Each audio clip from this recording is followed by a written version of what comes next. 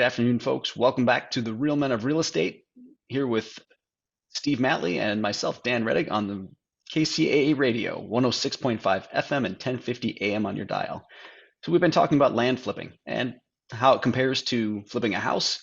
And we're going to get into a little bit about how to find these deals, but then also what's in it for you. If you're an investor, if you're looking for a passive play, about maybe how you can roll this into your portfolio as a good inflation hedge and other, hedged other markets. So, Steve, how do you find these deals? What does it take? Okay, well, it takes time and a little know-how and getting out of your comfort zone. Okay. So you're probably familiar with when people come in and they don't know what to do yet, and sometimes people say, well, you should start wholesaling. That's where you start with. Yeah, common strategy, And so absolutely. wholesaling is where you go tie something up, you go find things that aren't listed at undervalue, and then you tie them up and sell them to someone else at a markup, and then they actually do the deal. You don't sell the house, you sell the contract, right? Right, right. But that takes a lot of door knocking and cold calling and digging into stuff. And you got to get out of your comfort zone and talk to people that don't really want to talk to you and all that kind of stuff to make that happen. Absolutely. Okay.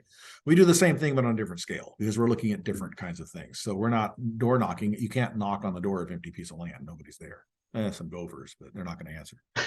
So, what do you do, right? So right. what we do is we do what we call farming.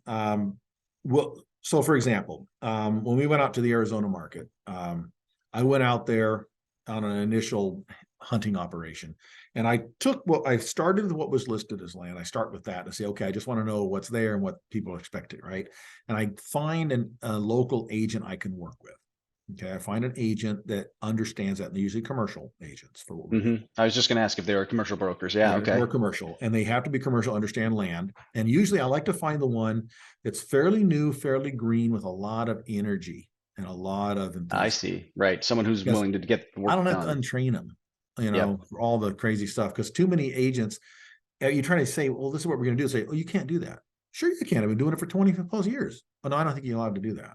So you don't argue with them. You just say, look, just follow, we'll teach you what to do, follow along, and you'll make a lot of money, and just don't argue, right? So let's work together. And that's what we do.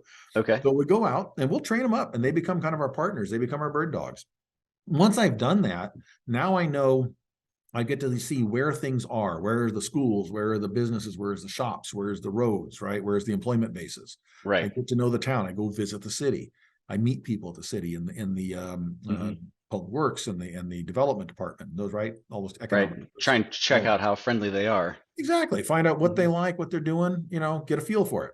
And if we like the area, then what I'm going to do is now I go back and I start finding pieces I like. I'll drive by while I'm out there. When I get back home, I'm Google Earthing stuff.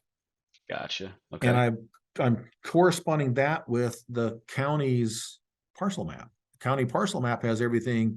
I know APNs, which tells me where I can find the owners, right? Because I could track, where does the tax bill go, right? Okay, right. I'm also looking at the cities or the counties, if it's unincorporated, their zoning and their general plan. So I find out what the land use is and the land use that they'd like it to be. And then, so I'm profiling this land. That's what I want. Okay. So you're trying to figure out who might buy it, what the city will allow. And what's I want land for houses, or I want land for commercial retail, or I want land for apartments, whatever it is. I want it in this area. There has to be utilities, has to be access to it. I don't want crazy topography on it, right? I don't want vertical stuff. I got to build retaining walls and that kind of stuff. And good soil that you can build on. Exactly. Yeah. So I'm looking for all those kind of things. And generally, if I can find the thing that's already got development on one or two sides of it, I know there's utilities. I know it's buildable. I know it's growth is an easy step, right? It's right there. It's infill, right? Yeah. So now I got to go in and I go into the title software and I find out where the owners are. Okay. And we reach out and we contact, and that's where I contact the realtor and I say, okay, here's the people you need to go contact. Go make the first contact. And we will do that by phone, by email, by text, by door knocking, by whatever it takes to get in there. And so track people down around the country, wherever they live. Yeah, not stalking, but a general way. No. The approach is, first they say is, we are not agents and we do not want to list your land. Okay. We're cash buyers. And we're interested to talk to you if you have any interest in selling your land. Right. And we find out a lot of times there are people that are sitting on land for a while and it's just kind of there and they kind of don't think about it very much, but they got to pay the taxes every year, maybe do some weed abatement here and there, but it's just there. And and it'd be nice to get it out of there and actually monetize it.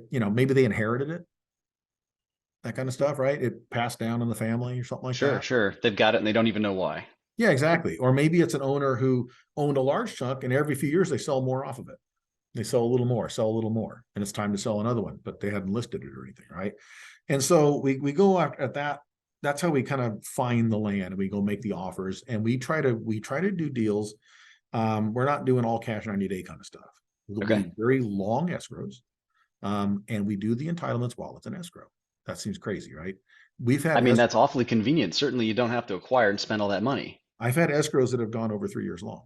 Now, usually 2 years is about as long as you can get, but I've had escrows go as long as 3 years or more. That seems crazy. Most people think that, yeah, how Mhm. do you do that? So Well, it's is whatever that you agree to. right? So is that how you provide a lot of value to your investors then? Because you don't have to buy it up front. Yes. So think about this. If I had to buy it up front and I had to raise $4 million to buy the land and another $300,000 or $400,000 to do the entitlement, okay, that's Right. $4.5 million. What if I gave the seller $150,000 to $200,000 for the year and a half or 2 years it was in escrow, while I did the $300,000 or $400 entitlement, I raised $500,000.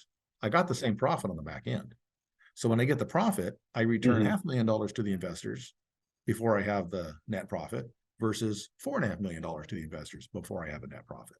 So the ROI goes from 7 or 8% to 50 or 60%. That's incredible. And Right now, and it's those are so numbers. Those simple. aren't guaranteed on every project. Every Of project's course different, not. but that is entirely feasible, actually. Wow.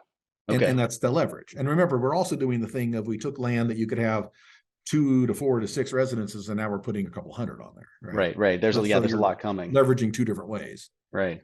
So how can somebody who's new into this, how can they understand, how these deals work? Like if they want to invest in that, what questions should they ask you before they get in? So here's the thing: if they have to decide, do they want to do it passively, easy way, or do they like the be active in it? Right? Right. They can do either way.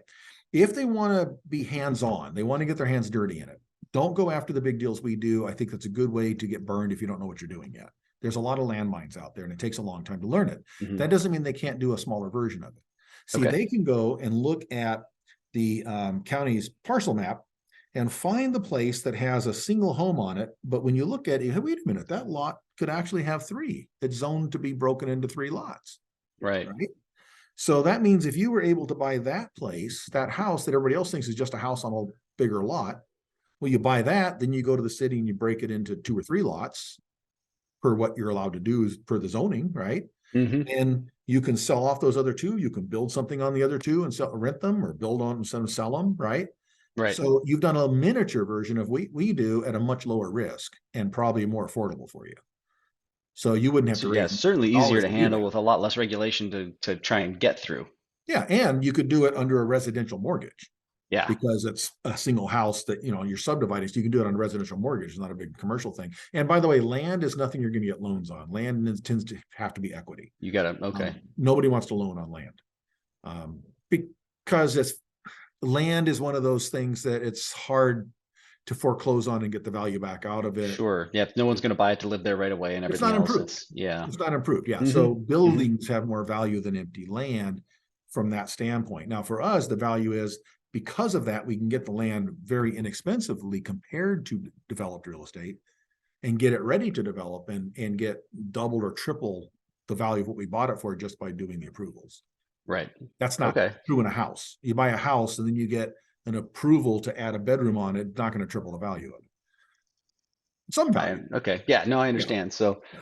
all right. So if someone wants to be active, they can go and do lot splits, maybe Yeah, even smaller things scale. like building ADUs on something or things like that Sure, to make rentals. Yeah. yeah, you can go figure out, oh, look, I can put an ADU in the backyard and do a junior ADU too. Now, I Right. just made 3 things without even doing a Mhm. lot split, if the If law someone allows it. doesn't have the time, or that sounds like a lot of work for them, how can Okay, they do and this passively? so passively, you find people that already, so here's my best thing. It's not just about not having the money, it's also the lack of expertise, right? And avoiding the risk. If you can find someone that has the expertise and has the projects and you can put your money into it and let them do all the work. Hmm. So when I do presentations on this, I show this big long list of what you have to do if you do a fix and flip. You know, acquire the Right. land, go to Home Depot, chop your finger off, all the stuff you got to do, right? All the way down the list to sell it, you know, all that kind of stuff, stage it. And then there's what you do if you invest in someone else's project. You write a check, you receive a check. That's what you do, right? Right, right. Assuming it all comes out right, right? Okay, so what you do is you find people, but you have to get people you trust. You have to vet them. So do they have a good track record? Do you know where to find them?